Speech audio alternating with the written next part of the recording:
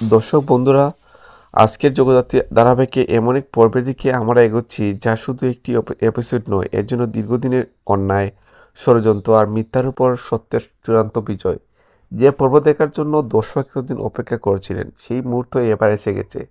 হ্যাঁ বন্ধুরা, ধারাবাহিকটি শেষ হতে চলছে, আর ঠিক শেষ লগ্নে এসে নির্মাতার এমন এক মাস্টার প্ল্যান সাজিয়েছেন যা ইতিহাস হয়ে থাকবে বাংলা ধারাবাহিকের পাতায়।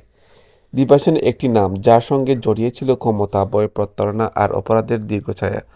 বছরের পর বছর ধরে সে তার ক্ষমতার জোরে সবাইকে দাবার কুটির মতো ব্যবহার করেছে, আর তার এই খেলায় সবচেয়ে বড় জঙ্গি ছিল চন্দ্রপথ মুখার্জি।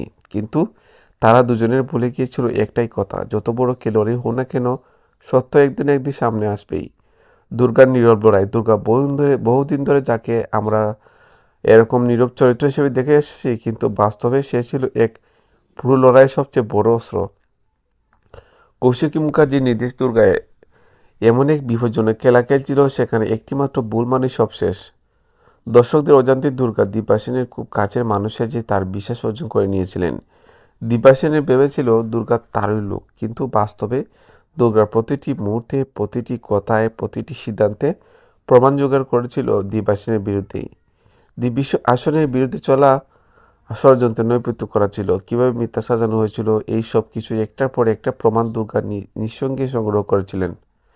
দীপা সেনের মুখোশ খসে পড়ার মুহূর্ত, যেদিন সত্য সামনে আসে, সেদিন দীপা সেন নিজেও বিশ্বাস করতে পারেননি। সে জানতে পারে যে দুর্গাকে সে এতদিন যে ঘনিষ্ঠ ভেবেছিলেন, সে দুর্গাই তার পতনের মূল কারিগর। দিব্যা আসনে যখন জানতে পারে দুর্গার আসল ভূমিকা, তখন সে রীতিমতো অবাক হয়ে যায়। কারণ এত বড় একটা খেলা তার চোখের সামনে চলছিল, অথচ সে কিছু বুঝতে পারেনি। ঠিক সেই সময় গল্পে প্রবেশ করে কৌশিক মুখার্জি। সমস্ত প্রমাণ হাতে নিয়ে ঠান্ডা গলা সে বলে, তোমরা খেলা শেষ দিব্যা সেন। এই একটি বাক্যের জন্য দিব্যা সেনের সমস্ত আত্মবিশ্বাস ভেঙে চুরমার হয়ে যায়। যে জার্নাল রূপে জগদ্ধাত্রী এন্ট্রি, আর তখনই আসে সেই মুহূর্ত যার জন্য দর্শক এতদিন অপেক্ষা করেছিল। জগদ্ধাত্রীর সামনে এসে জেস কার জার্নাল রূপে, না কোনো নাটক, না কোনো বই, শুধু আইনের শক্তি, তার সত্যের সাহস। সবার সামনে সমস্ত প্রমাণ দেখিয়ে জগদ্ধাত্রী নিজ হাতে দিব্যা সেনকে গ্রেফতার করে। দিব্যা সেনের হাতে হাত করা পরানোর মুহূর্তে যেন দর্শকের বুকের ভেতর জমে থাকা ক্ষোভ আর কষ্ট একসাথে বেরিয়ে আসে। দিব্যা সেন যে নিজেকে এতদিন অজয় ভাবত, আজ সেই দিব্যা সেন আইনের সামনে অসহায়। চন্দ্রনাথ মুখার্জির পতন শুধু দিব্যা সেনের নয় বন্ধুরা, তার অপরাধের সঙ্গী চন্দ্রনাথ মুখার্জিও রেহাই পায় না। এতদিন সে ভেবেছিল ক্ষমতা থাকলে সব ডাকা যায়, কিন্তু দুর্গা আর জগদ্ধাত্রীর জুট সেই ভুল ভেঙে দেয়। চন্দ্রনাথকেও গ্রেফতার করা হয়, আর তার মুখে ফুটে উঠে ভয় আর অনুশোচনা। সত্যের জয়, অন্যায়ের পরাজয়। দিব্যা সেনকে থানায় নিয়ে যাওয়া হয়, জগদ্ধাত্রী নিশ্চিত করে এই অপরাধের জন্য আর কোনোদিন সাধারণ মানুষের ক্ষতি করতে না পারে। এজন্য শুধু একজন অপরাধী শাস্তি নয়, বরং সমাজকে দেওয়া এক শক্তি বার্তা। অন্যায় যত শক্তিশালী হোক, সত্যের কাছে হার মানতে হবে।